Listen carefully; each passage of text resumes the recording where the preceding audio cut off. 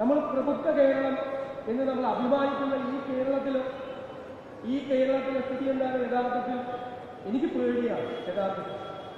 എന്താണ്? പച്ചവെള്ളത്തിന് തീ പിടിപ്പിക്കുന്ന വർഗീയതയാണ് കേരളത്തിലുള്ളത്. നമ്മൾ ഇതിനകത്ത് പറയാതെ കാത്തിരിക്കുകയാണ് ഒരു വാക്കിന് വേണ്ടി, ഒരു സന്ദർഭത്തിന് വേണ്ടി.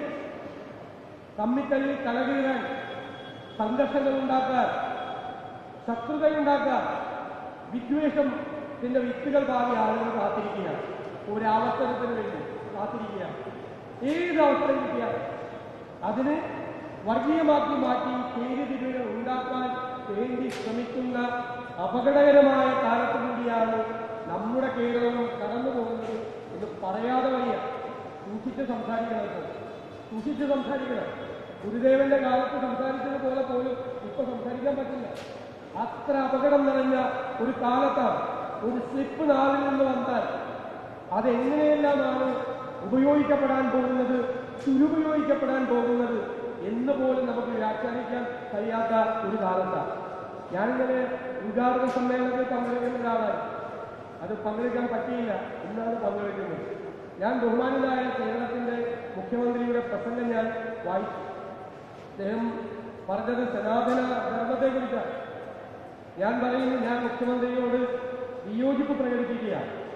ശിവഗിരി കുന്നകൾ സംവാദത്തിന്റെ കൂടെ സ്ഥലമാണ്. അധ്യക്ഷൻ വളരെ മനോഹരമായി അതിവിടെ സൂചിപ്പിച്ചു. വ്യത്യസ്തമായ അഭിപ്രായങ്ങളുണ്ടാകും. സനാതനധർമ്മം എങ്ങനെയാണ് വർണ്ണാശ്രമത്തിന്റെയും ചാതുർവർണ്ണത്തിന്റെയും ഭാഗമാകുന്നത് എനിക്ക് മനസ്സിലാകുന്നില്ല. നമ്മുടെ രാജ്യത്തിന്റെ മഹിതമായ പാരമ്പര്യത്തിന്റെ സാംസ്കാരിക പൈതൃകത്തിന്റെ ഭാഗമാണ് സനാതനധർമ്മം എന്ന് പറയുന്നത്, അല്ലേ? നമ്മുടെ വേദങ്ങളിൽ നിന്ന്, ഉപനിഷത്തുകളിൽ നിന്ന് അതിന്റെ സാരാംശങ്ങളെല്ലാം ഉൾക്കൊണ്ടുകൊണ്ട് നമ്മുടെ കൾച്ചറൽ ലെഗസിയാണ്. ഈ രാജ്യത്തിന്റെ സവിശേഷതയാണ്. നമ്മുടെ ഋഷി പാരമ്പര്യത്തിന്റെ അടയാളമാണ്.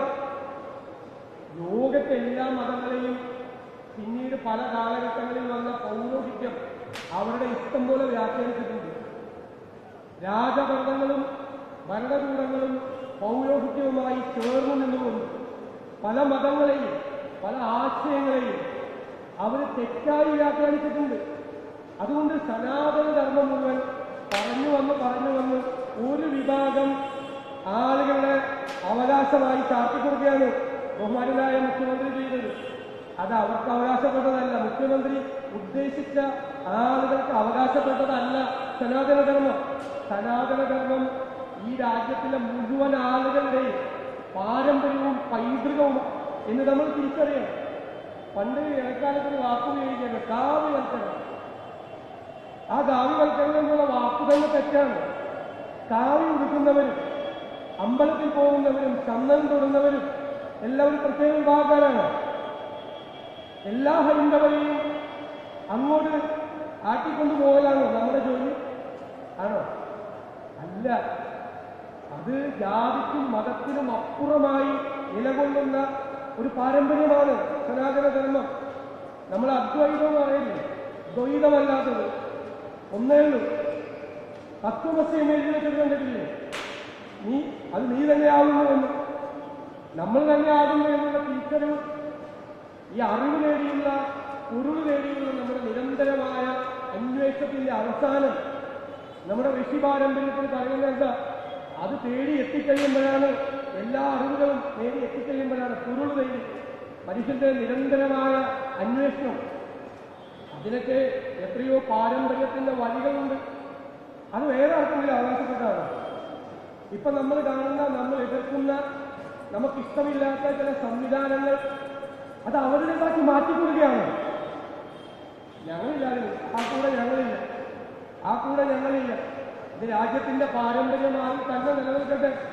എന്താ ഗുരുദേവൻ പറഞ്ഞത്? ഒരു ജാതി, ഒരു മതം, ഒരു ദൈവം, മനുഷ്യന് എന്ന സനാതനധർമ്മം അതൊരു മതമാകുന്നു എന്നാണ് പറഞ്ഞത്. അതൊരു സനാതനധർമ്മമാണ്. ഒരു ജാതി, ഒരു മതം, ഒരു ദൈവം, മനുഷ്യന് എന്നത് സനാതനധർമ്മമാണ്. ആ ധർമ്മം അത് തന്നെ ഒരു മതമാണ് എന്നാണ് ഗുരുദേവൻ പറഞ്ഞത്. അതായത് സനാതനധർമ്മത്തെ ദുർവ്യാഖ്യാനം ചെയ്യുകയല്ല ഉണ്ടായത്. അത് പിന്നീടുണ്ടായ കാലത്ത് ചാതുർവർണ്ണയവും വർണ്ണാശ്രമവും വർണ്ണവ്യവസ്ഥകളും കുലത്തൊഴിലൊക്കെ ഉണ്ടായി.